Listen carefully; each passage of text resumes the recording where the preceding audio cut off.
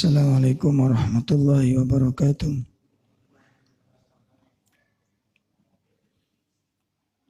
Alhamdulillahi rabbil alamin.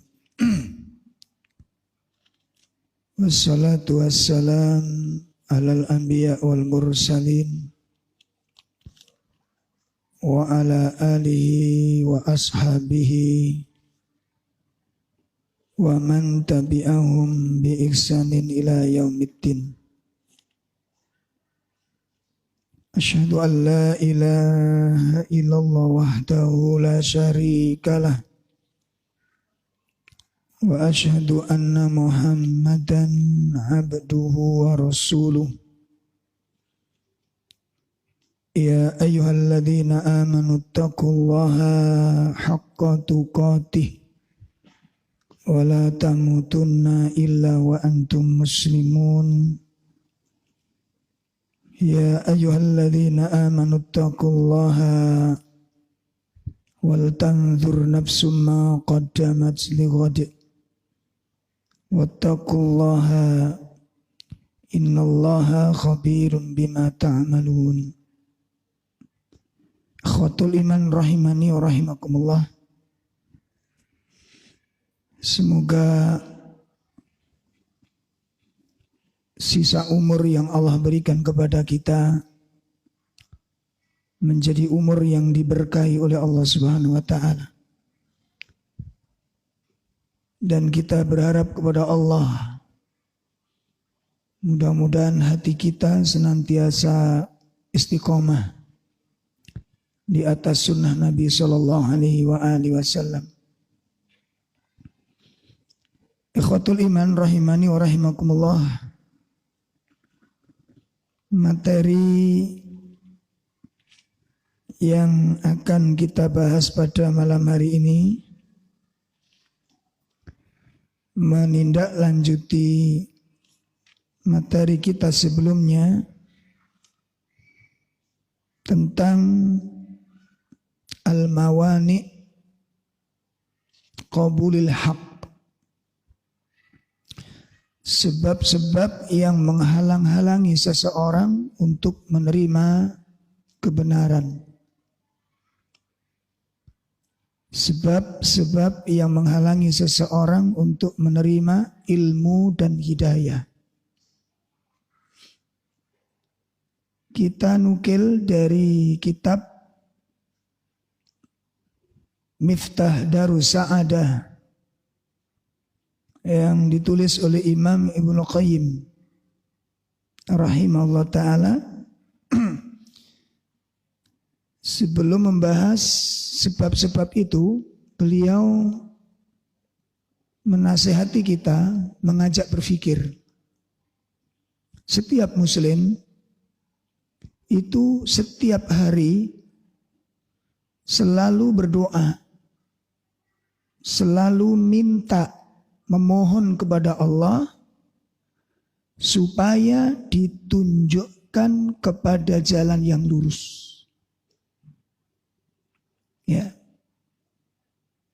Jadi orang muslim itu semua berdoa, mohon kepada Allah agar ditunjukkan kepada jalan yang lurus.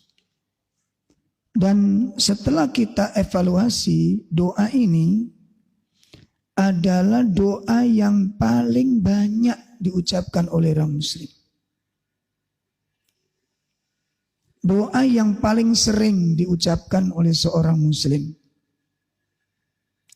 Jadi kalau kita sholat wajib saja, rutin, itu kurang lebih 17 kali kita membaca doa ini. Itu belum ditambah dengan sholat-sholat sunnah. 17 kali doa enggak berubah-ubah. Ihdinas siratal mustaqim. Ya Allah, tunjukkan kepadaku jalan yang lurus.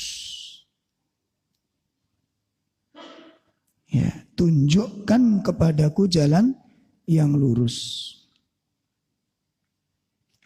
Nah, ini ada kalanya orang sadar, ada kalanya enggak sadar.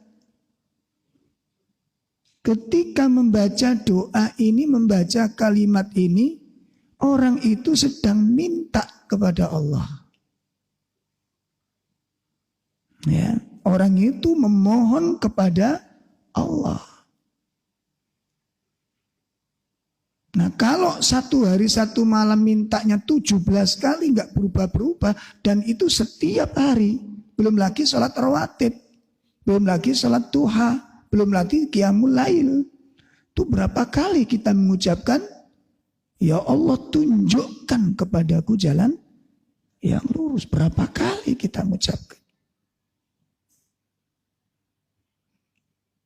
Nah, ini menunjukkan bahwa semua orang Islam ingin ketika dia berjalan itu di atas jalan yang benar.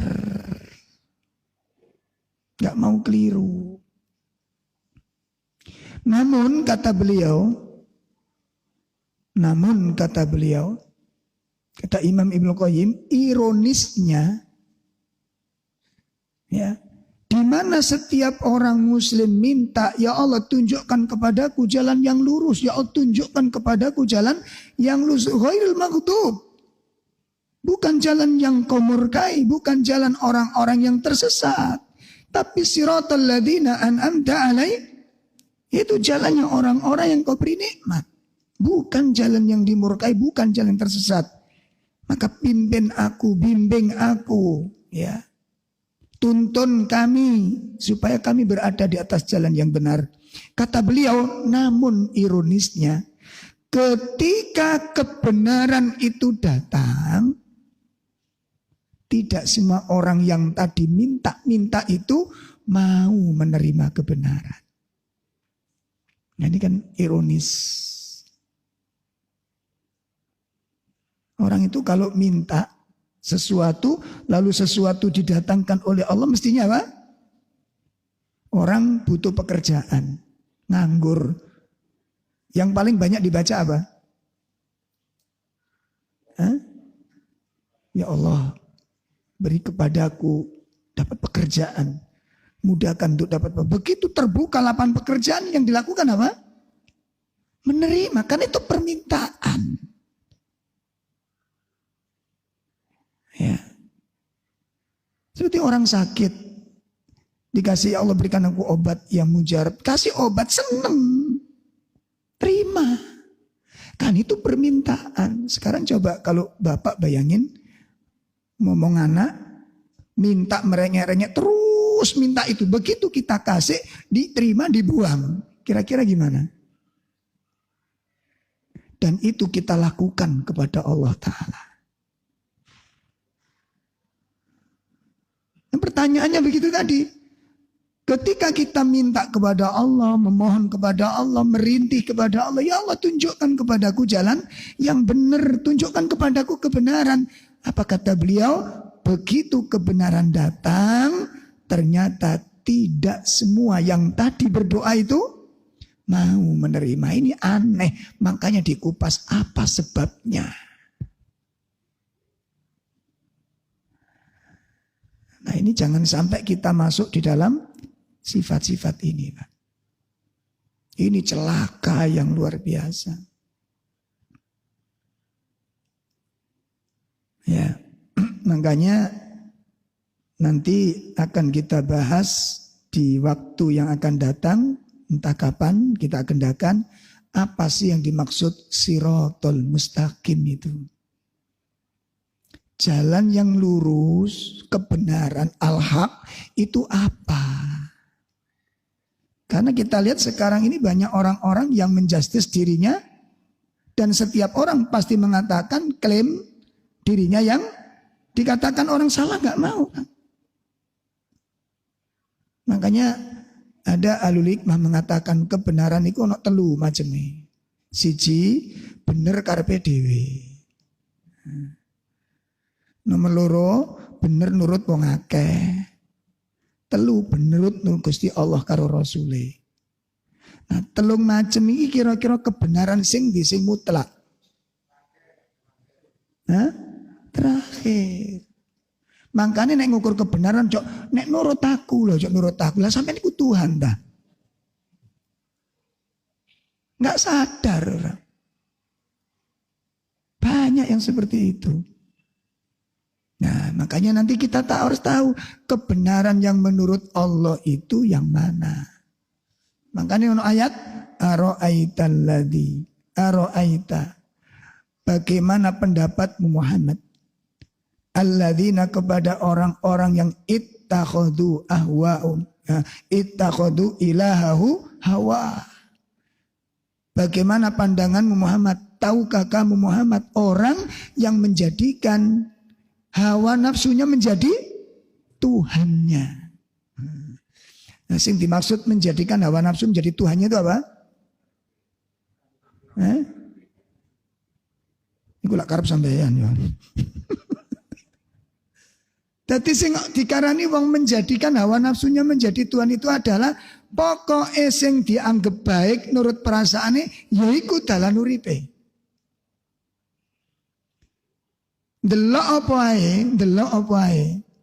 Kalau dia pandang itu baik menurut dirinya, maka dijadikan jalan hidup.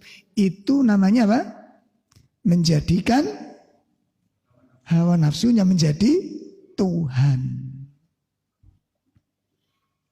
Gak boleh begini. Dan itu dilarang. Makanya Quran dijadikan sebagai Al-Furqan. Napa Al-Furqan itu Pak?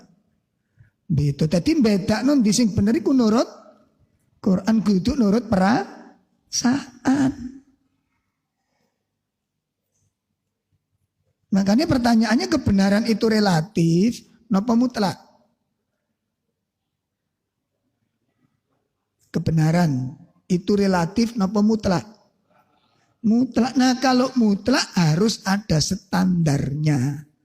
Nurut sopo. Kalau kebenaran itu relatif, ya kembali kepada masing-masing. Nggak ono sing mutlak, tapi nggak ono sing mana kebenaran yang sebenarnya nggak ada karena relatif. Tunggale sampean kali takon niku sayur apa sing paling enak? Ayo, nek sampean nurut sampean apa, Pak? Mat HP sampean apa? Lodeh, Pak. Sing senengane lodeh. Jadi sing senengane pecel, sayur sing paling enak iku pecel. Relatif. Makanya makanan enak itu relatif. Enggak ada enak mutlak itu enggak ada. Nah, maka dikupas oleh beliau sebab-sebab kenapa hati manusia menolak kebenaran. Sehingga dengan penolakan kepada kebenaran ini orang tersebut terhalang mendapat hidayah.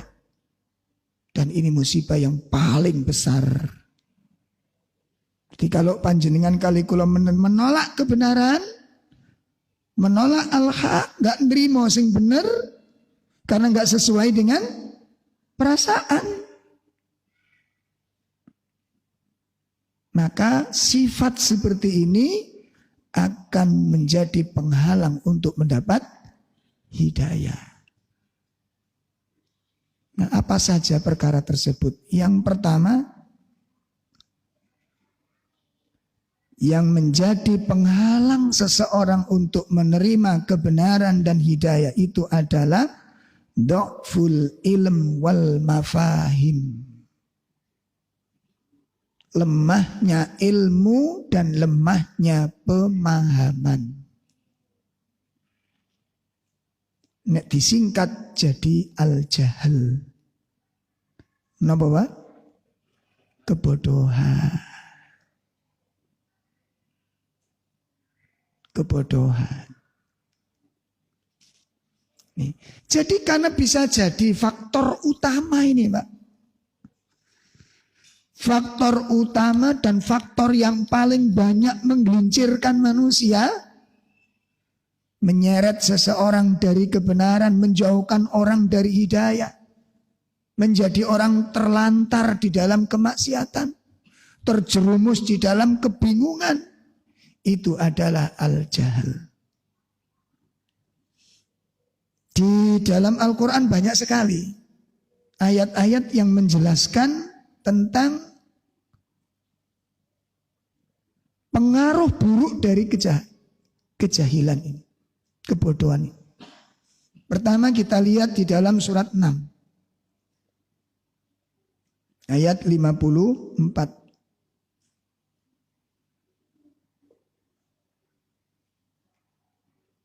Surat 6 ayat 54. Wa idza ja'aka alladhina yu'minuna bi ayatina faqul salamun alaikum. Salamun alaikum kataba rabbukum ala nafsihi rahmah annahu man amila minkum su'an bijahalah thumma taba min ba'dihi wa asla fa annahu ghafurur rahim. Ada terjemah minta tolong?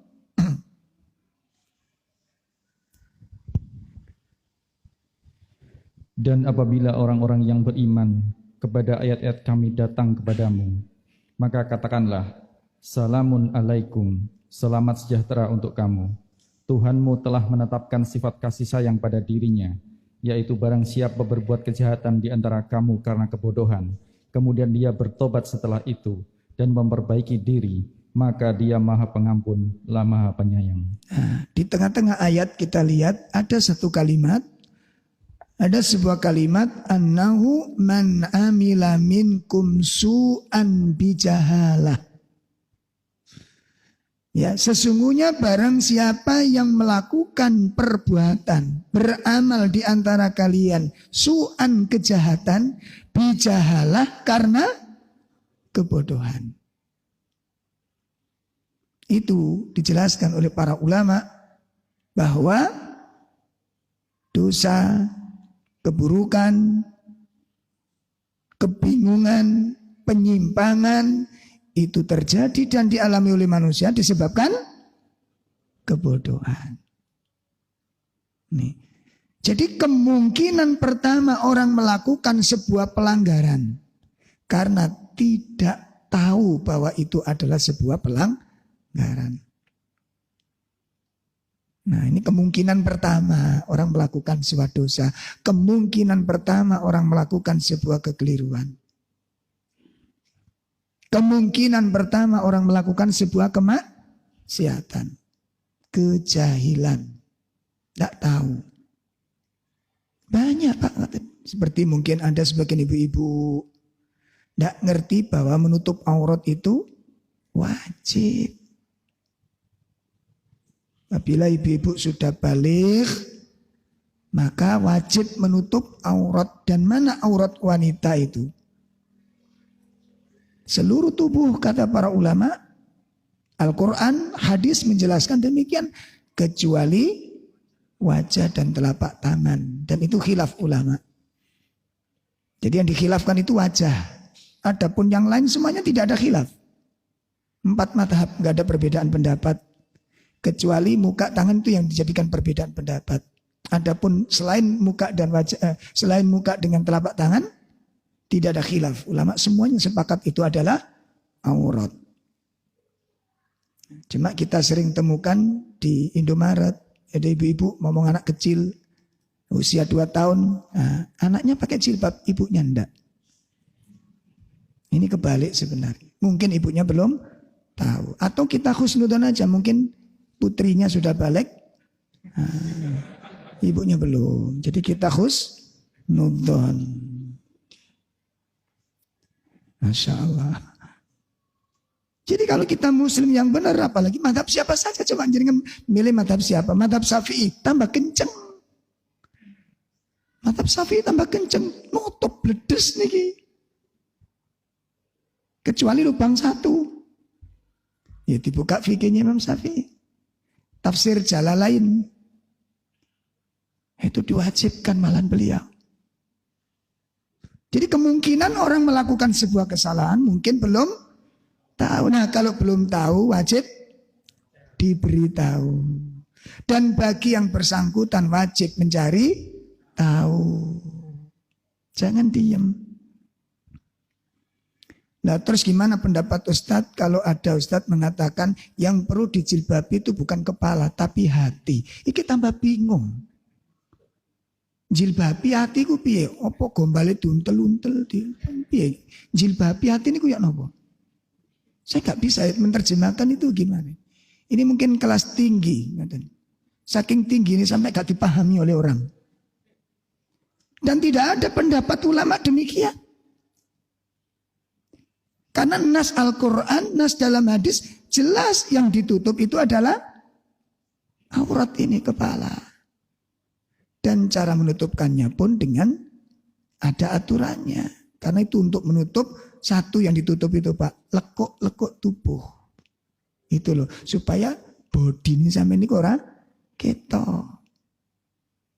Maten, nah sampai nek jilbab cek body ini ketok, nah itu durung bener sih. Jelas ya? Jadi ojo angger pokoknya diberungkus ngono ae. Nek sekedar diberungkus jambu ya akeh sing diberungkus. Nek sekedar berungkus-berungkusan ngoten nggih. Nah, sesuai dengan kaidah syariah. Kemungkinan pertama ini. Kemudian ayat yang lain di dalam surah 16 119. Ya. Surat 16 119.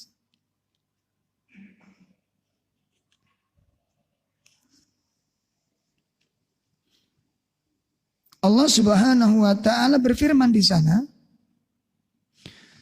"Tsumma inna rabbaka lilladzina 'amilus su'a bijahalatin thumma tabu min ba'di dzalika wa aslahu inna rabbaka min ba'diha laghafurur rahim." Kemudian sesungguhnya Tuhanmu mengampuni orang-orang yang mengerjakan kesalahan karena kebodohannya. Kemudian mereka bertobat setelah itu dan memperbaiki dirinya. Sungguh Tuhanmu setelah itu benar-benar Maha Pengampun, Maha Penyayang. Ayat ini juga menjelaskan kembali bahwa kejahatan yang dilakukan manusia itu disebabkan kebodohan. Ini pertama. Makanya kejahilan, kebodohan itu penyakit terbesar di dalam Islam ini. Ya, dicamkan baik-baik. Ketidaktahuan itu penyakit paling mengerikan di dalam Islam ini. Kenapa? Karena banyak orang yang tidak tahu tentang syirik terjerumus karena syirik. Dan dia nggak sadar bahwa itu adalah sebuah kesyirikan. Ya. Orang terjebus di dalam maksiat dan nggak ngerti apa itu maksiat. Orang awam menganggap yang namanya maksiat itu minum khamr, zina, judi, sabung ayam, merampok. Itu dianggap maksiat. Meninggalkan yang wajib itu maksiat. Tetapi banyak orang tidak menyadari pada saat meninggalkan yang wajib dia telah melakukan maksiat. Ya. Nggak sadar. Coba kita belajar dari dua kasus. Kasus pertama, ada seorang nabi Allah Subhanahu wa taala yang melakukan pernyataan iktiraf. Ya. Jadi iktiraf itu melakukan sebuah pengakuan tentang kesalahan yang dilakukan. Dia mengatakan Rabbana zalamna anfusana wa illam taghfir lana wa tarhamna lanakunanna minal khasirin. Pernyataan siapa ini? Nabi Adam alaihissalatu wassalam. Dia mengatakan Rabbana zalamna anfusana. Wahai Rabb kami telah mendolimi diri kami sendiri. Kami bermaksiat kepadamu ya Allah. Kami telah melakukan sesuatu yang Engkau larang. Jelas maksiatnya. Melakukan yang dilarang jelas. Pernyataan berikutnya. La ilaha illa anta subhanaka inni kuntu minadh dhalimin. Tidak ada ilah yang berhak diibadai dengan benar kecuali Allah. Dan Engkau Maha Suci ya Allah. sesungguhnya aku termasuk orang yang dolim. Sesungguhnya aku termasuk orang yang dolim. Pernyataan siapa ini? Nabi Yunus. Sekarang pertanyaannya, kedoliman apa yang dilakukan oleh Nabi Yunus? Kalau Nabi Adam jelas, masyhur. Ya. Masyhur. Nah sekarang Nabi Yunus mengatakan dirinya termasuk orang yang dolim. Pertanyaannya, kedoliman apa yang dilakukan oleh Nabi Yunus? Meninggalkan perintah. Loh Pak, jadi maksiat itu sakjane mek loro tok Pak. Mek jenis sing akeh. Siji ngelakoni sing dilarang, nomor loro. Nah, contoh sakniki. Kewajiban suami yang paling besar kepada istri apa? Iki sik Joko kabeh. Kewajiban terbesar seorang suami kepada istri apa? Tafaqquh fiddin. Ngajari tentang agama. Itu kewajiban paling besar. Wajib Pak. Allah katakan, ya ayyuhalladzina amanu qu anfusakum wa ahlikum nara. Wajib hukumnya. Persoalannya, ada enggak suami yang enggak ngajari agama kepada istrinya? Persoalannya, ada enggak suami yang enggak ngajari agama kepada istri? Ada. Pertanyaannya, rumangsa dosa apa ora? Halo? Ki duda kabeh koyo iki. Coba, rumangsa dosa enggak? Enggak. Ini menunjukkan apa? Dia tidak tahu bahwa itu adalah wajib. Awas loh Pak. Ini wajib ditinggalkan. Karena ketidaktahuan. Dan kalau dia biarkan dirinya terus demikian, maka dia berdosa karena membiarkan diri tidak tahu dan dia tidak bertanya. Jelas ya? Nah ini faktor pertama. Kemudian dikisahkan oleh Allah Ta'ala tentang kaumnya Nabi Musa. Terjerumus di dalam kesyirikan. Dalam surat 17, 138. 138 surat 17. Ya silakan dibaca terjemahnya.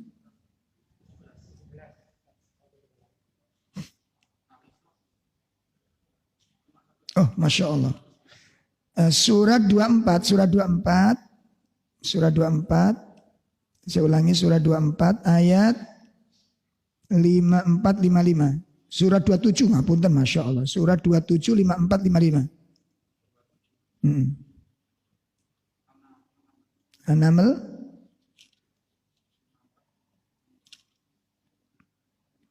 Lima empat lima lima tentang kisah Nabi Lut.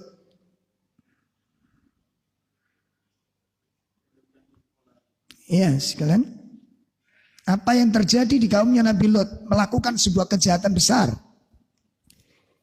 Dan ingatlah kisah Lut ketika dia berkata kepada kaumnya, mengapa kamu mengerjakan perbuatan fasiyah keji, padahal kamu melihatnya kekejian perbuatan maksiat itu. Mengapa kamu mendatangi laki-laki untuk memenuhi syahwatmu, bukan mendatangi perempuan? Sungguh, kamu adalah kaum yang tidak mengetahui akibat perbuatanmu. Masya Allah. Lihat kalimat yang dikatakan oleh Nabi Lut, kalimat yang terakhir. Ya, bal antum qaumun tajhalun. Apa kata Nabi Lut? Perbuatan yang dilakukan oleh kaumnya di mana mereka mencintai laki-laki sama laki-laki. Dikatakan oleh beliau bal antum qaumun tajhalun, bahkan kalian adalah kaum yang bodoh, enggak ngerti akibat. Nah, maka bapak-bapak sekalian, Al-Quran menggambarkan bahwa kebodohan itu seperti kebutaan. Al-Quran menggambarkan kebodohan itu sebuah kebutaan. Al-Quran menggambarkan kebodohan itu suatu kegelapan. Ya Allah, Al-Quran menggambarkan kebodohan itu seperti apa? Kebutaan, dan Al-Quran menggambarkan kebodohan itu seperti kegelapan. Artinya apa? Orang yang tidak mengerti agama nasibnya seperti orang yang buta, seperti orang yang berada di tempat yang gelap. Allah sebutkan hal ini di dalam surat Fatir. Surat 35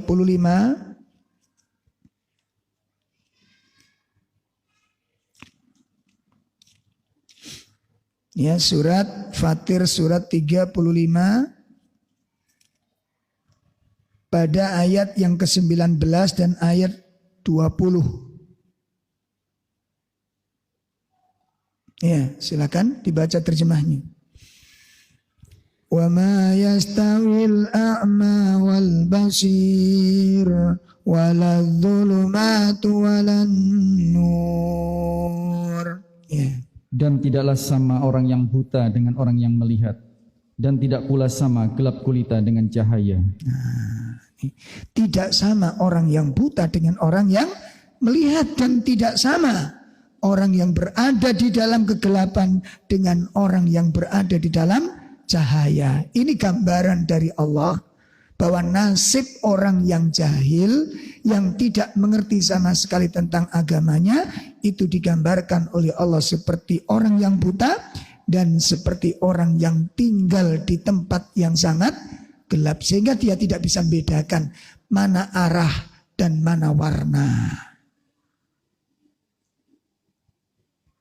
Ini yang terakhir dari materi yang pertama, Syekh Utsaimin mengatakan sebagaimana dijelaskan di dalam kitab Salasatul Usul, bahwa kejahilan itu ada 2 tingkatan. Jadi bodoh niku wonten 2 tingkat. Tingkat pertama itu disebut jahlul basit, bodoh sing ringan. Bodoh sing jahil yang ringan. Nah, jahil yang ringan itu pripun? Jahil yang ringan itu adalah orang yang tidak tahu dan mengakui ketidaktahuannya. Orang tidak ngerti mengakui ketidakmengertiannya. Jadi nek musuh wong ngene iki, nasihati wong ngene iki Pak, enak Pak. Gampang didik-didikane, gampang nasihat ini. Soalnya rumongso enggak ngerti. Nah, yang kedua disebut jahlul murakkab, bodoh double. Bodoh double itu bagaimana? Bodoh yang berat. Orang yang tidak mengerti sesuatu tetapi rumongso ngerti. Nggak ngerti rumongso ngerti. Lah, nasihati orang seperti ini tuh angel Pak. Angel pokoknya. Sulit menerima hidayah orang seperti ini. Kenapa? Karena dia rumongso sudah tahu, padahal tidak ngerti sama sekali. Orang seperti ini kalau ngomong itu suka ngotot, gak gelem ngalah. Tapi gak ngerti blas. Jauh daripada ilmu. Wes sing rumongso ojo nesu. Sing rumongso ojo nesu. Ayo dievaluasi. Kalau memang kita nggak banyak yang hal-hal yang tidak kita, ayo belajar sing temen gitu loh. Ayo belajar yang dan dibuka hatinya. Dibuka hatinya. Ini poin pertama, Pak. Maka tidak boleh bangga dengan kebodohan. Dan tidak boleh punya statement. Saya bodoh tidak apa-apa. Yang penting anakku nanti ngerti. Itu nggak boleh punya statement. Wong bodoh kok gak apa-apa itu loh. Aku bodoh rapopo sing penting putu-putuku. Iki pernyataane wong gak genah, Pak. Bodoh niku masalah. Bu, sampean seneng duwe bojo ganteng bodoh. Halo. Bu. Bojo sampean guagah. Gak enak, Pak. Sampean kok bodoh itu masalah. Kok iso sampean punya statement begitu itu dari mana? Ada apa enggak yang begitu? Yang punya statement begitu wonten apa mboten? Makanya Ustaz kalau niki masih bodoh mboten apa-apa sing penting bodoh kok gak apa-apa piye to. Dadi apa nek dadi bodoh ngrusak, Pak. Dadi RT bodoh. Nyalono RW, masyaallah. Saya nggak bisa bayangin mau jadi apa. Musibah kebodohan itu musibah. Makanya Nabi sendiri tidak pernah berhenti minta ilmu itu. Nabi sumbernya ilmu, tapi diperintahkan oleh Allah. Qul Rabbi zidni ilma. Ya Allah tambahkan kepadaku ilmu. Nabi sumbernya ilmu, tapi Nabi tetap diperintahkan oleh Allah untuk minta ilmu. Kebodohan itu kegelapan. Peteng kok gak apa-apa sih, Pak. Bingung kok gak masalah sih. Problem. Masya Allah, saya pergi kemana gak tahu arah niku tersiksa rasanya. Kok kita sakinah mawaddah warahmah ini? Piye ceritane piye? Ya paham ya? Maka mari kita terus belajar, kita gali terus ngaji. Masih banyak walaupun kita sudah 10 tahun mengenal sunnah, sudah ngaji, itu masih banyak yang belum kita pelajari dari yang sudah kita pelajari. Ya, pun ini yang pertama. Yang kedua, ini kita bahas yang berat-berat dulu aja. Yang kedua, penghalang hidayah, penghalang masuknya kebenaran itu adalah al-kibr, kesombongan. Nah, Imam Yahya bin Abi Katsir mengatakan, la yata'allamal ilm mustahi wala mustakbir. Kalau orang itu punya 2 penyakit, gak akan tambah ilmunya. Jadi nek wong iku duwe penyakit loro niki gak akan nambah ilmunya. Apa penyakit itu? 1, malu untuk belajar. Ayo bapak-bapak sing rumangsa maca Qur'ane sik gregeli, kate belajar isin nambah napa mboten? Tak nambah. Yang gak bisa baca Quran sama sekali, mau belajar malu. Sampai jenazah kita dimasukkan ke dalam liang kubur, kita dalam keadaan buta huruf dengan Al-Quran. Itu mengerikan, Pak. Jadi jangan sampai ada seperti itu. Dibongkar rasa malunya ini. Dibuang jauh-jauh. Dilepaskan dari hatinya. Kenapa? Ini musibah. Saya kalau umroh itu saya manfaatkan mulazamah tilawatil Quran di bawah bimbingan Mas Anasih di Masjid Nabawi itu. Ternyata dikon maca napa Pak? Fatihah. Mulazamah tafadhol. Insyaallah saya. Min Indonesia langsung ditebak karena face-nya kelihatan. Ya. Nah, Indonesia. Iqra suratul Fatihah. Fatihah ini. Iqra Fatihah. Fatihah lagi. Akhirnya besoknya lagi, sore, nyari lagi saya yang ngajarkan mulazamah lagi. Ini Indonesia. Nah, Masya Allah. Alhamdulillah. Indonesia. Alhamdulillah. Ini. Iqra Fatihah. Fatihah lagi. Jadi 4 hari saya mulazamah di berbagai macam saya itu disuruh baca Fatihah. Besoknya lagi ketemu Indonesia. Masya Allah. Langsung. Kul huwallahu ahad. Kul huwallahu ahad. Masya Allah. Ya gimana? Jenengan merasa remeh. Sementara kul huwallahu ahad ini surat yang paling mulia. Tidak apa-apa. Lho ngene ku sing salah, Pak. Mbok lambene sing mecoco sing kurang. Sing kurung jeber. Yo bapak-bapak, Fatihah sampean wis tau digurukne durung? Hah? Ustaz, cari ustaz yang ahli bahasa, Ustaz, tolong simak bacaan Fatihah. Nanti napa dereng? Tuh kan? Kelihatan sih. Ini ayo tandani. Ya.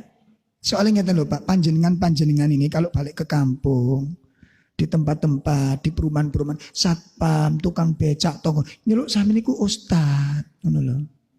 Ki ustaz, ngono. Soale visi sampean koyo Syekh Puji.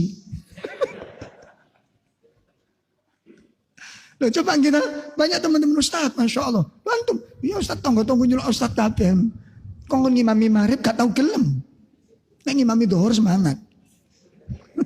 Tahu kenapa? Ada teman-teman seperti itu. Makanya dipelajari. Ya. Bon, itu yang pertama. Rasa malu itu menghalang-halangi kita menambah ilmu. Yang kedua apa? Mustakbir, sombong. Hati-hati. Nggak perlu kita ngaji. Untuk apa nambah? Insya Allah. Orang seperti ini sampai mati nanti gak akan tambah ilmunya. Selama dua penyakit itu ada di dalam dirinya. Mari kita simak satu peristiwa yang besar. Ya. Imam Ibnul Qayyim menukilkan satu permasalahan. Peristiwa yang paling besar. Yang kemudian dengan peristiwa inilah terjadi berbagai macam kerusakan-kerusakan yang sangat luar biasa. Nah, terjadi kerusakan-kerusakan yang sangat luar biasa. Ya. Di dalam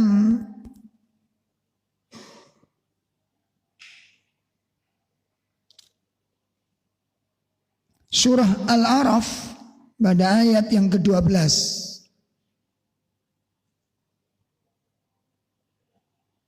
Coba perhatikan. Surah Al-A'raf ayat berapa? 12. Qala ma mana'aka alla tasjuda il amartuk. Qala ana khairum minhu khalaqtani min narin wa khalaqtahu min tin. Ya. Surah 7 ayat 12. Allah berfirman, apakah yang menghalangimu sehingga kamu tidak bersujud kepada Agam ketika aku menyuruhmu? Iblis menjawab, aku lebih baik daripada dia. Engkau ciptakan aku dari api, sedangkan dia engkau ciptakan dari tanah. Masya Allah. Kita lihat ini satu manhaj. Satu metode yang menyimpang. Yang itu merupakan sifat dasarnya iblis. Dan sifat ini banyak dimiliki oleh manusia hari ini. Apa itu? Menolak kebenaran dengan logikanya. Berarti kan menolak kebenaran ditabrakkan dengan logika. Ini dikatakan oleh para ulama manhaj iblisiyah. Kenapa manhaj iblisiyah? Metodenya setan di dalam menolak kebenaran. Jadi kebenaran itu dilogikakan dengan akalnya. Pertanyaannya Pak, setan ini ngerti nggak kalau perintahnya Allah itu mesti benar? Dalam kira-kira Pak, kira-kira setan ngerti nggak kalau perintah Allah itu benar? Tahu dia. Iblis itu ngerti perintahnya Allah itu benar, nggak mungkin salah. Lalu kenapa dia tolak? Karena sifat sombongnya kemudian dibenturkan dengan wahyu. Awas, Hari ini banyak orang-orang punya sifat-sifat seperti ini. Makanya Imam Ibnu Qudamah mengatakan marotibud dunub, tahapan-tahapan dosa. Ini kono papat. 1, iki sakjane wis balik-balik. Ojo dicatat maning kok ketemu tulisannya. Cuma sampai ini gak pate ilingan. Wis balik-balik tak sampai sampai cuadet ben aku ngomong sampai catet. Engko diomat ditolak ngono maneh pisan. Ono papat catatan ngene padha iki. Ya. Karena kita semua ini hampir gak pate ilingan gitu.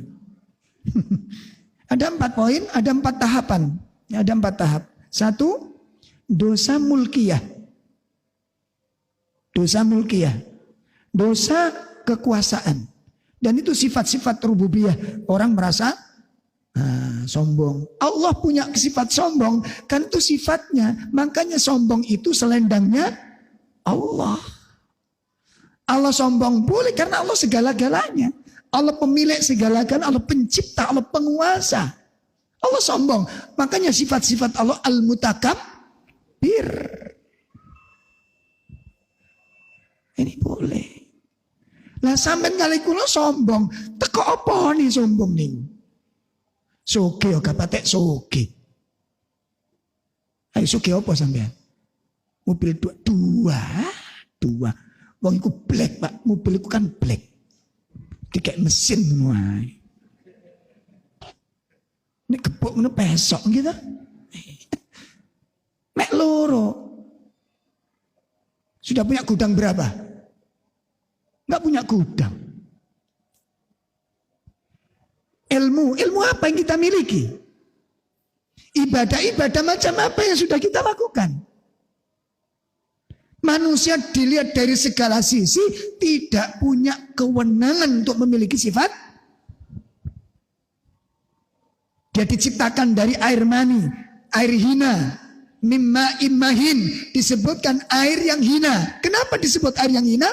Karena tempat keluarnya sejalan dengan keluarnya air kencing. Ada di antara panjenengan yang tidak diciptakan dari air mani? Mungkin campuran tembaga begitu. Mana tak sampean? Jenengan diciptakan selain dari air mani, siapa di antara panjenengan? Yang kaya, yang miskin, yang kuat, yang ganteng, yang cantik, siapa? Air mani jenengan. Makanya Nabi itu suatu saat meludah di telapak tangan. Terus udah. Sahabat-sahabat merasa jijik. Ya Rasul, kenapa aku lakukan demikian? Kalian itu berasal dari sesuatu lebih jijik dari ini. Gitu. Meludah, terus diukuk. Jenengan melihat bagaimana? Jenengan melihat bagaimana? Jijik. Kita diciptakan lebih jijik dari itu. Kemudian akhir hidupnya menjadi mayit. Mati kita. Dan kemana-mana membawa tai. Ada yang gak membawa tai? Kalau saya pergi, tainya tak taruh di rumah Ustaz. Nanti kalau pulang tak masukkan lagi gitu. Gak ada. Jangan kemana-mana membawa tai. Dan penuh kelemahan. Gak bisa hidup sendiri. Itu di mana letak kesombongannya? Ya, maka inilah faktor yang kedua yang menjadikan seseorang itu apa? Menolak kebenaran, menolak hidayah, terusir daripada petunjuknya Allah Subhanahu wa taala. Ternyata salah satu sifat yang mengerikan itu adalah al-kibr. Nanti kita lanjutkan setelah kita sholat Isya insyaallah. Alhamdulillah, nanti kita sholat Isya dulu, nanti kemudian kita lanjutkan. Dan dimohon dengan hormat untuk sholat ba'diyahnya nanti sholat di rumah atau setelah pengajian.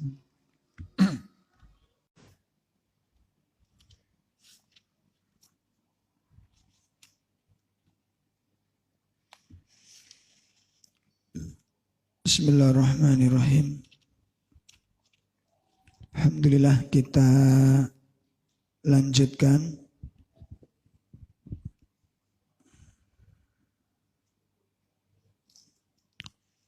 Pada poin yang kedua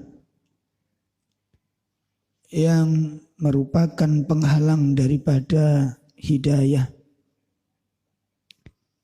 yang menyebabkan orang terusir daripada petunjuknya Allah Ta'ala,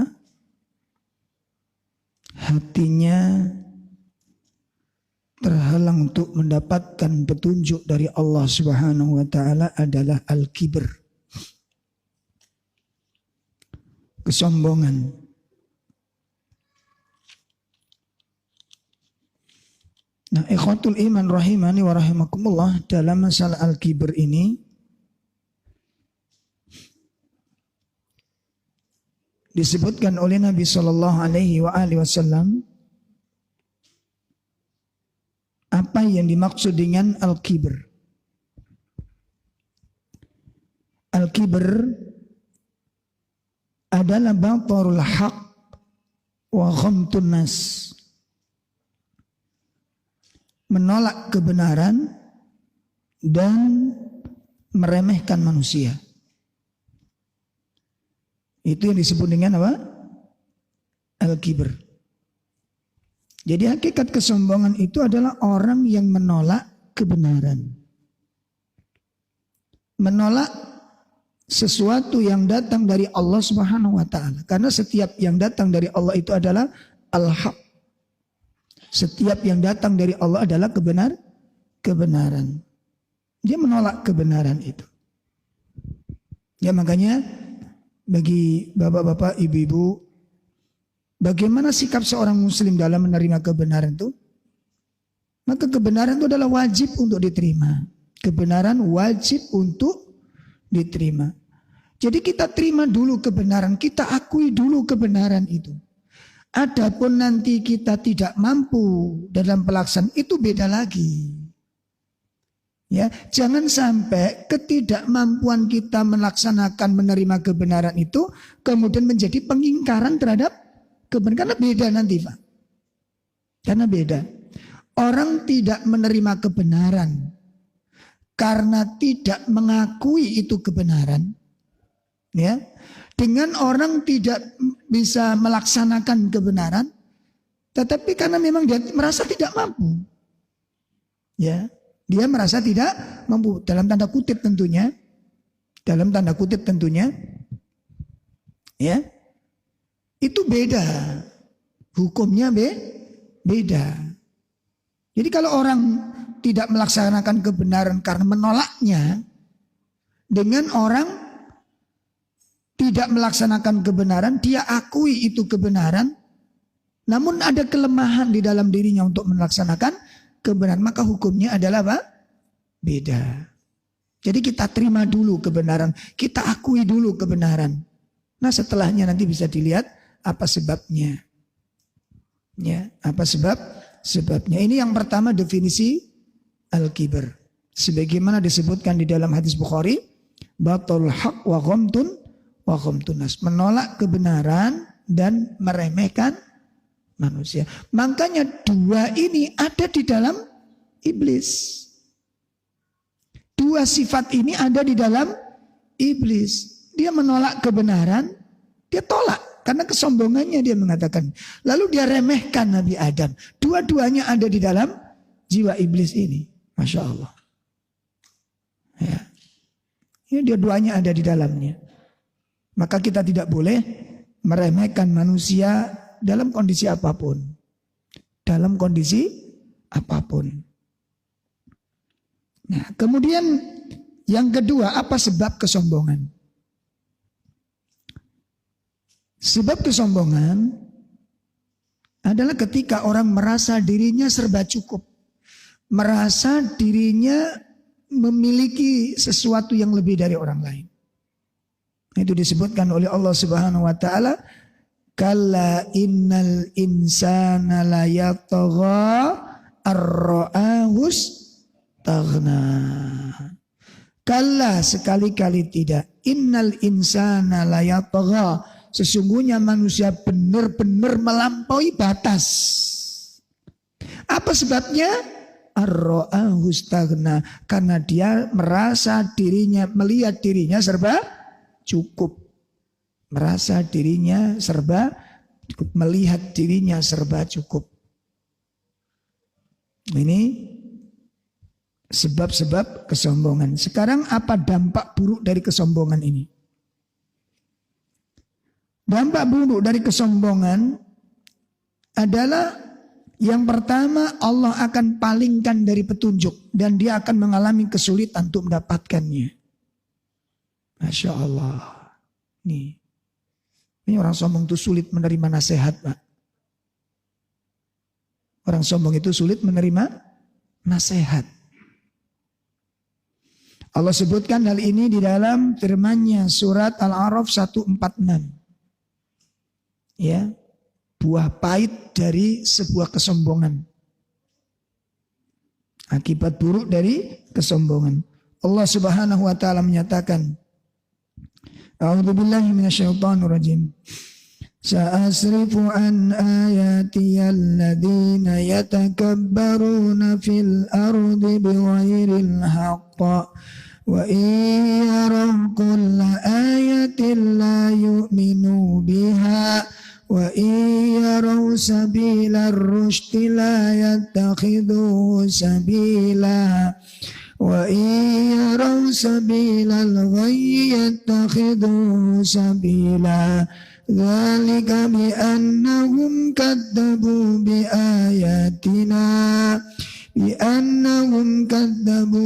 ayatina wa kanu anha ghafilin.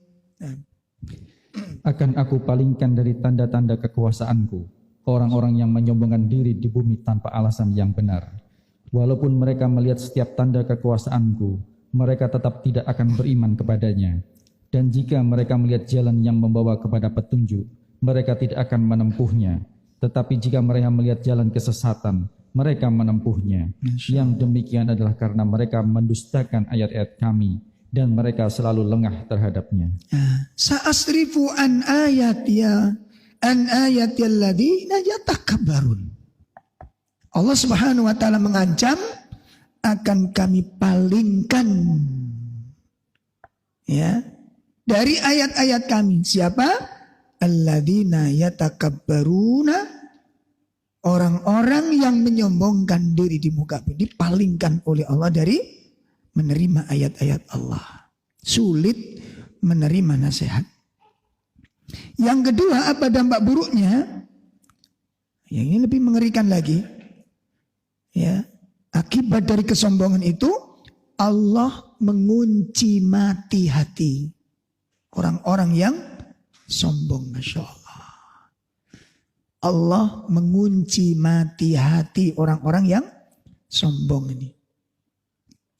Hal ini sebagaimana disebutkan Allah Tabaraka wa Ta'ala di dalam surat Al-Mu'min, surat yang ke-40 pada ayat yang ke-35. Surat Al-Mu'min atau disebut dengan surat apa? Ghafir pada ayat yang ke-35. Allah Subhanahu wa taala menyatakan,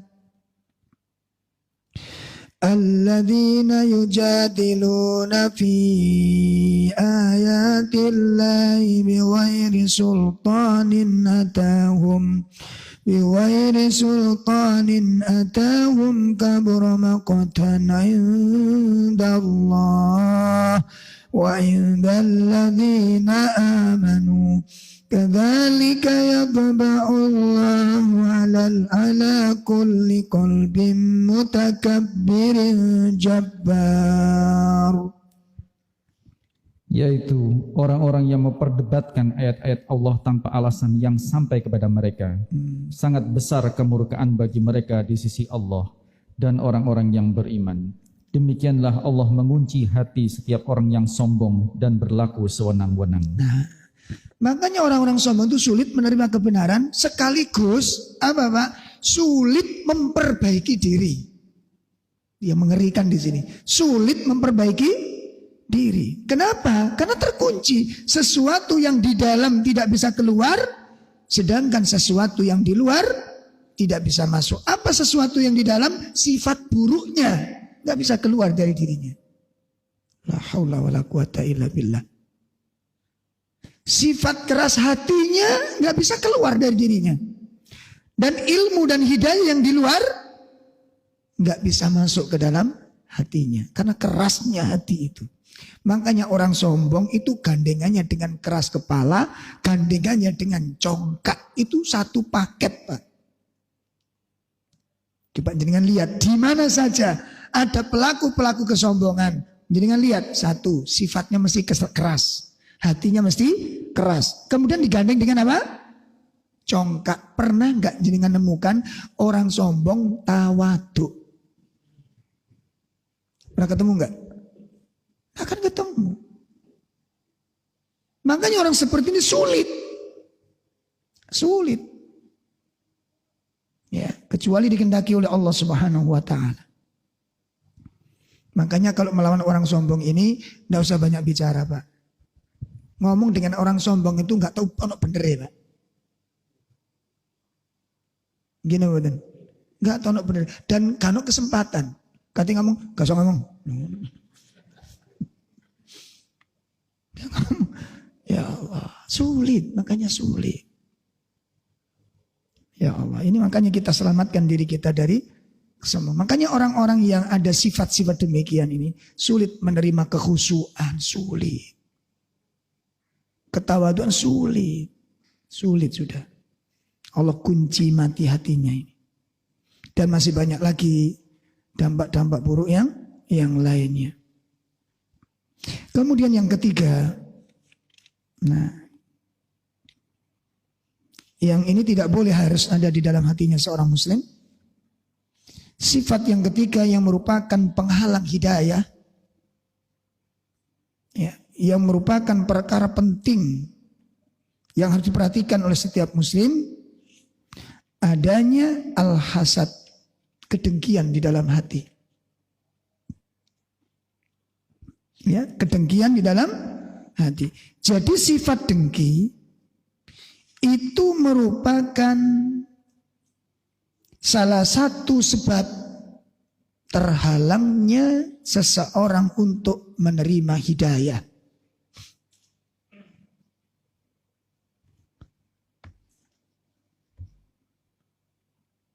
Allah Subhanahu wa taala mengabadikan, Allah menceritakan bagaimana orang Yahudi dan orang Nasrani, orang Yahudi dan orang Nasrani menolak kerasulan Nabi Muhammad SAW. Ya, Allah abadikan dan Allah ceritakan secara jelas dan gamblang penyebab utamanya. Jadi orang Yahudi, orang Nasrani menolak kerasulan Nabi Muhammad, mengingkari kenabian Nabi Muhammad SAW, itu bukan karena tidak tahu. Makanya bisa jadi orang itu ngerti, kalau itu benar itu ngerti. Cuma karena kedengkian, adanya faktor benci. Hati-hati loh Pak. Hasad dengan kebencian itu tidak bisa dipisah Pak. Makanya saya kurang setuju kalau jangan bilang, saya alhamdulillah mas, yang penting aku gak tahu benci orang. Gak bisa, gak bisa. Ayo sing jujur. Kita punya tetangga kanan kiri. Ada enggak, apa semua tetangga mesti kita cintai? Halo? Oh, ini konangan. Enggak ternyata. Dulur, saudara. Apa semua kita cintai? Loro bisa. Teman pengajian, satu madhab, satu manhaj, semua kita cintai? Enggak. Kebencian ini peluang untuk hasad.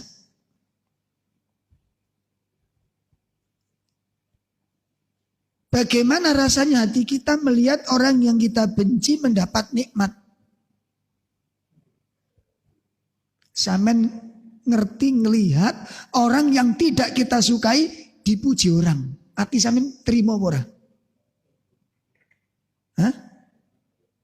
Orang yang kita benci, yang kita sukai dipuji orang. Baru dipuji, hati kita sudah sakit itu Pak. Cerita ke kita, si fulan itu mas, Masya Allah baik. Samen gak ropo-opo mas, samen gak jeroan itu sampean. Masya Allah. Sampean sudah sampai kebatinan ini. Sampean garo Jeruane sampean. Aku wis kumpul pirang-pirang tahun. Wis gak usah muji menemen gak ngerti sampean asline dhek.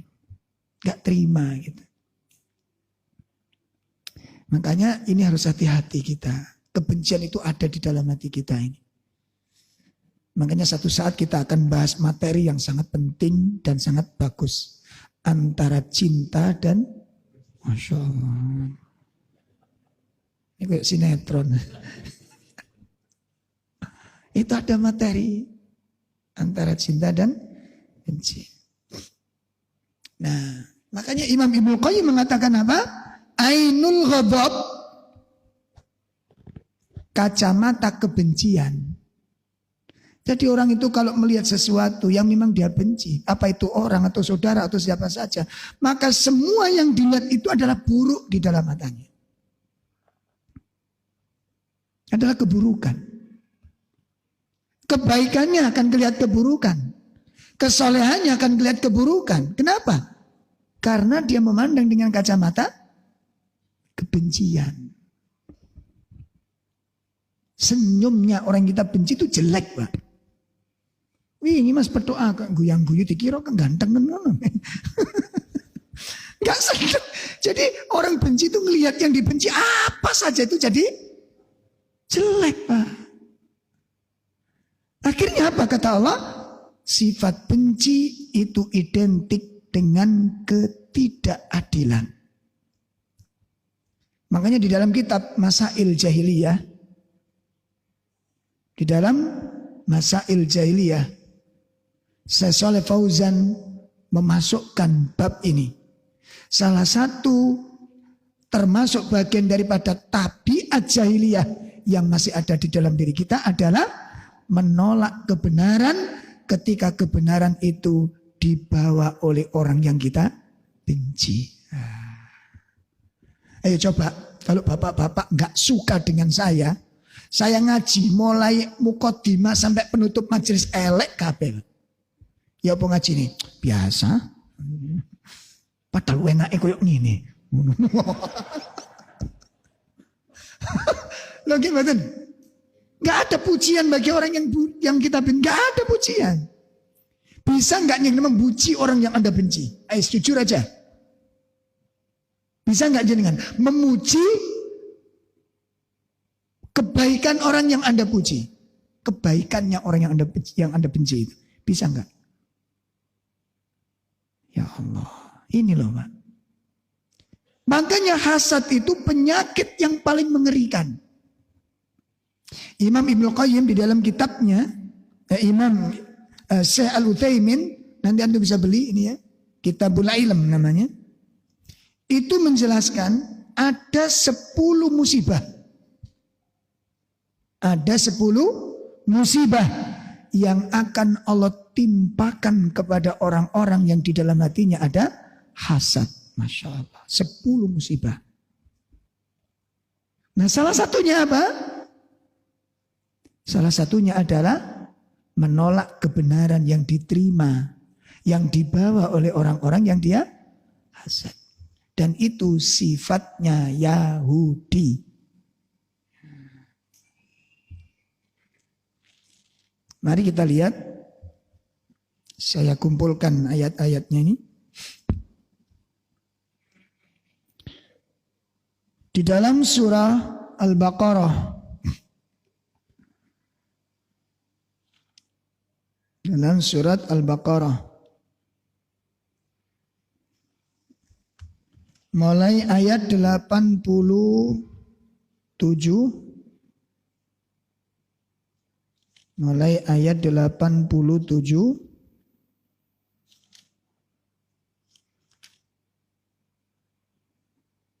Ya. Sampai pada ayat 90.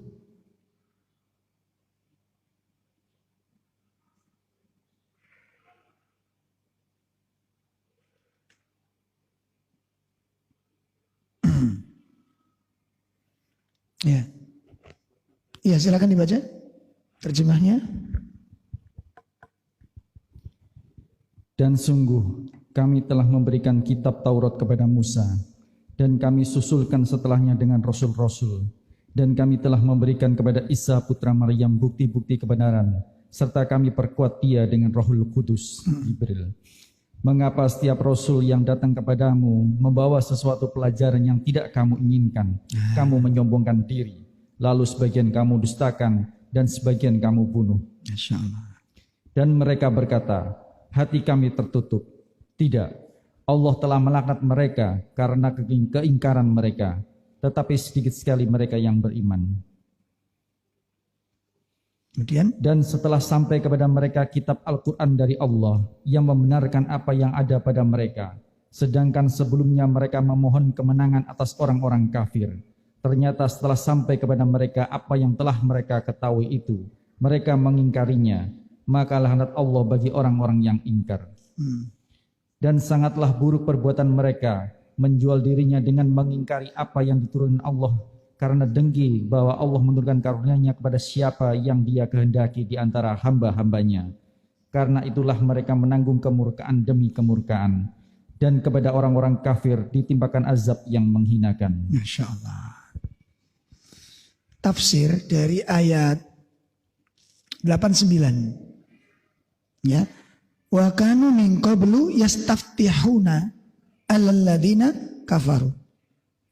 Jadi sebelum Nabi datang itu Pak, sebelum Nabi diutus, itu hampir setiap hari, setiap saat orang Yahudi itu berdoa kepada Allah. Setiap saat orang Yahudi apa? Berdoa kepada Allah. Bagaimana doanya? Ya kita nukilkan dari kitab tafsir Ibnu Katsir. Ya. Kanatil Yahud tastansiru bi Muhammadin sallallahu alaihi wasallam alal musyrikil Arab. Jadi sebelum Nabi Muhammad diutus oleh Allah Ta'ala, orang-orang Yahudi selalu berdoa kepada Allah, minta tolong kepada Allah agar Nabi yang akan diutus itu segera didatangkan ke tengah-tengah mereka. Seraya mengatakan, Allahumma ba'ath lana, Allahumma ba'ath hadan nabi, alladhi najiduhu maktuban indana, hatta nu'adzibul musyrikin, wa nuqattiluhum. Masya Allah. Apa kata mereka? Wahai Allah, utuslah nabi yang telah kami temukan tertulis di dalam kitab-kitab kami. Utuslah. Segera datangkan kepada kami nabi yang kami temukan tertulis di dalam kitab yang kau janjikan kepada kami. Nanti kalau nabi itu sudah datang kepada kami, ya, kami akan beriman kepadanya, kami akan mengikutinya, dan kami akan berperang bersamanya untuk mengalahkan orang-orang musyrik. Masya Allah. Apa kata Allah? Falamma ja'ahum, ya, falamma ja'ahum ma arafu kafaru bih. Maka tatkala Nabi datang kepada mereka, mereka ingkar kepada Nabi tersebut. Maka disebutkan pada ayat 890, bi'sa mastarau bihi tamana bi'sa mastarau bihi anfutahum ayyakfuru bima anzalallahu baghyan. Buruk sekali perbuatan mereka itu, di mana mereka menukar diri mereka untuk kufur dengan ayat-ayat Allah disebabkan karena faktor kedengkian. Makanya tolong bapak-bapak, benci itu manusiawi, seneng itu manusiawi. Tapi jangan sampai kebencian itu menjadikan kita tidak berlaku adil. Tapi orang benci disuruh adil itu ya memang angel Pak. Allah ingatkan di dalam surat Al-Ma'idah ayat 8. Allah ingatkan di dalam surat Al-Ma'idah ayat 8. Ya silakan dibaca terjemahnya. Al-Ma'idah surat 5 ini ayat 8.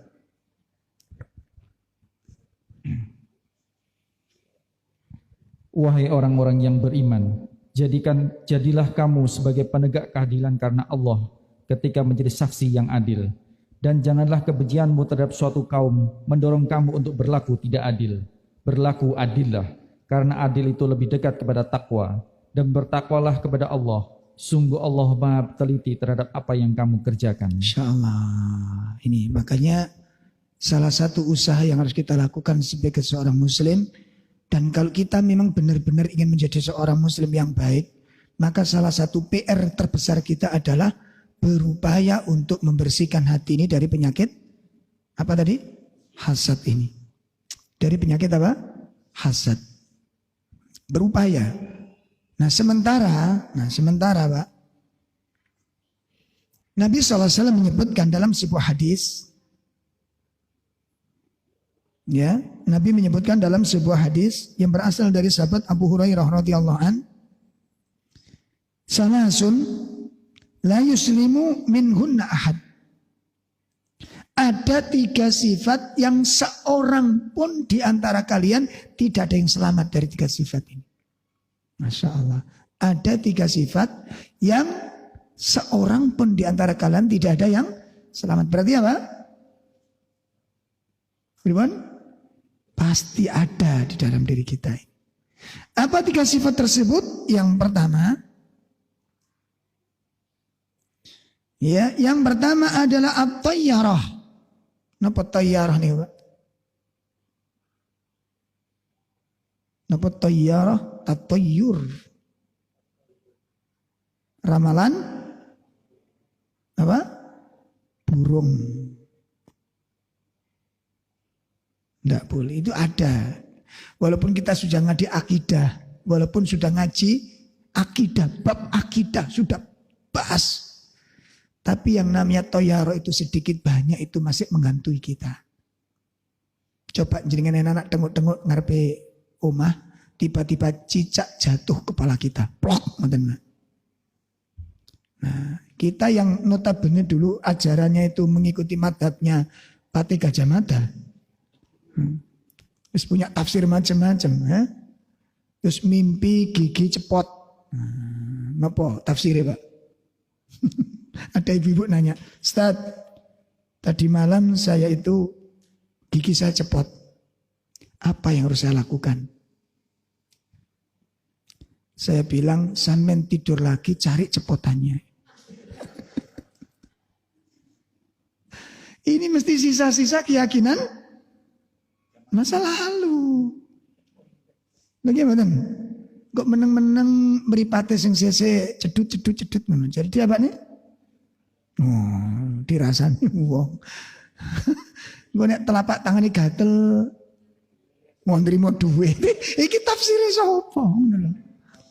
Iya.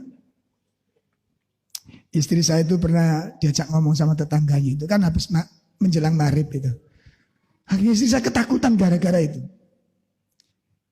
Menjelang maghrib itu ada burung bunyi. Wah, gitu. Tetangga itu bilang lah, tetangga ini kejawen, ini ku kental, Pak. Oh, ya Allah Gusti, muka-muka dia. Istri saya kaget. Wonten apa? Nek dari ini. Ngene iki nak roop. Iki nek jare wong biyen, iki tanda-tandane wong katen mati ngene jare. Rumah sakit itu sering mati nggak pakai bunyi-bunyi begitu, Pak. Itu memang suara burung itu. Gitu loh. Dan memang burung itu dinasnya sore gitu loh.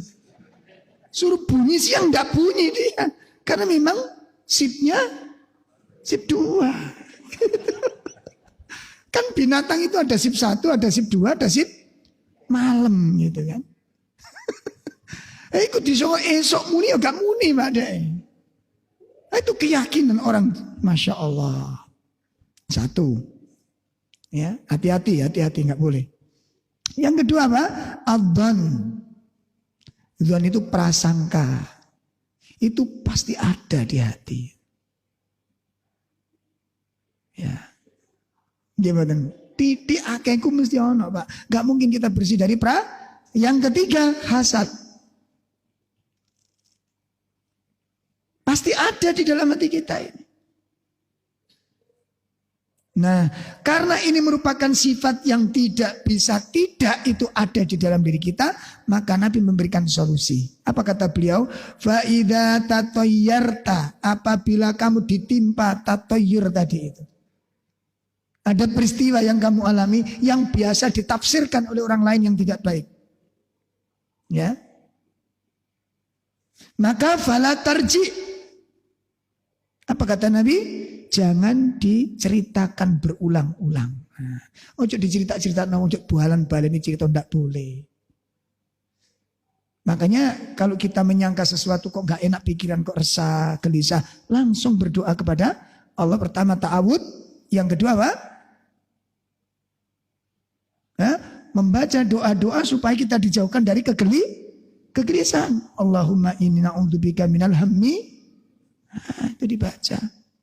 Udah setelah itu tawakal kepada, termasuk mimpi gitu loh. Jadi kalau jenengan Bapak Ibu rumongso mimpinya itu dianggap mimpi yang jelek, maka sunnah mengajarkan nggak usah dicerita-ceritakan. Jelas ya? Nggak usah dicerita-ceritakan. Aku mimpi kok aku tadi kemanten. Oh, napa tafsirnya? Mau mati, Pak. Nek dicokot loh. Kata dilamar wong, Masya Allah. Tafsir macam-macam. Jadi kalau kita memang ditakdirkan mimpi buruk, sunnah mengajarkan membaca ta'awud 3 kali, meludah ke sebelah kiri 3 kali. Ya, baca ta'awud 3 kali, meludah ke sebelah kiri 3 kali. Cuma jenengan lihat dulu ada istri apa enggak gitu sebelah kiri. Baca mangkul mentang-mentang mangkul didoni bisa cuh. Sehingga tok ngelilir apa Mas mimpi elek dek. Iya sak bojo sampean sesuk aku sesuk tak mimpi elek sing sebelah kanan. Ya. Jadi kalau kita merasa di situ ada unsur-unsur tatoyur maka jangan apa? Dicerita-ceritakan terus, dibahas terus, enggak usah. Berlindung kepada Allah, bertawakal kepadanya. Sudah selesai. Ya. Tidak usah diceritakan nang nenek kita, jangan kok dikongkon banjaan. Kongkon apa jenenge? Jajan pasar, macam-macam. Yang kedua, wa idza hasadta. Nah, apabila engkau dilanda hasad. Ketika kita merasa enggak enak dengan seseorang, fala tabghi, jangan berlaku dolim kepadanya. Karena identik hasad itu berlaku dolim. Identik. Letak kedolimannya di mana, Pak? Kalau kita menceritakan orang yang tidak kita sukai, ngapunten, kalau kita menceritakan orang yang tidak kita sukai, yang suka kita ceritakan itu kebaikan atau keburukannya. Nah, udah itu. Ya Allah. Itu caranya begitu. Makanya Nabi memberikan solusi. Karena itu nggak bisa hilang, Pak. Begitu ada hasad dalam diri kita, jangan berlaku dolim. Ya, tahan lisan. Kalau menceritakan menyebut nama ini bahaya. Kalau menyebut ini mesti saya nggak suka ini. Hati-hati di sana. Hati-hati. Yang ketiga, wa idza dhananta, dan apabila kamu ditimpa prasangka, fala tahqiq, jangan menyelidikinya. Kita itu kadang-kadang kepo, Pak. Kepo. Dengar-dengar ada tetangganya katanya nikah lagi. Eksene kula mbek sampean, Mas, kok gak tau krungu kabare ngono modele sampean iki. Modele. Iku mancing jenenge. Atau kalau enggak ibu-ibu itu suami jenengan keluar kota ya? Ngono sampean. Ya. Jadi kepo, ngerti kepo ya? Tidak usah lah gitu, tidak usah begitu. Dan tidak usah mengajukan pertanyaan-pertanyaan yang mengakibatkan jawabannya itu sulit. Itu sering kita temukan. Ada tetangga beli mobil, sampean tanya, niki kredit, ini kan sulit sih sampean. Kredit nomor cash gitu. Lapo sampean takon kuni. Mau melok nyicil. Itu pertanyaan sederhana tapi jawabnya niku sulit, Pak. Betul apa enggak, Pak? Kan enggak enak ya kan. Jarno ae lah. Banyicil bae, cash banyak apa. Sing bayari ya Kecuali sampean nyicil Mas, besing kula bantu bayar. Lho ngono karuan. Wong sampean takon tok. Akibat dengan pertanyaan jenengan itu orang mengalami apa? Kesulitan. Nah, ini diantara solusi yang diberikan Nabi Shallallahu Alaihi Wasallam. Nah, kemudian ciri-ciri daripada hasad, apa kata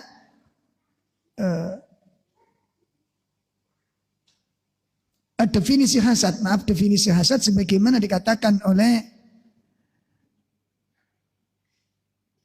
Imam Ibnu Taimiyah. Beliau mengatakan al-hasad, yang dikatakan hasad itu adalah karahatul insan ma'an'amallahu bihi ala ghairi. Ya. Kebencian seseorang terhadap nikmat yang Allah berikan kepada orang lain. Kebencian seseorang terhadap kenikmatan yang Allah berikan kepada orang lain. Itu definisi apa? Hasad. Jadi kalau kita dengar ada orang mendapat nikmat lalu kita benci dengan orang tersebut, benci dengan kenikmatan yang Allah berikan tersebut, maka itu bagian tanda-tanda apa? Di hati kita berarti sudah tumbuh sifat hasad. Makanya ini harus diwaspadai bagi setiap muslim. Bahkan Imam Ibnu Taimiyah mewanti-wanti jangan sampai seorang ahli thalabul ilm memiliki sifat yang demikian itu. Ayo ikhwah, ini yang bisa kita sampaikan, kita bahas pada kajian kita pada malam hari ini. Kurang lebih mohon maaf yang sebesar-besarnya. Kita akhiri dengan kafarah majelis. Subhanakallahumma bihamdika asyhadu an la ilaha illa anta astaghfiruka wa atubu ilaik. Assalamualaikum warahmatullahi wabarakatuh.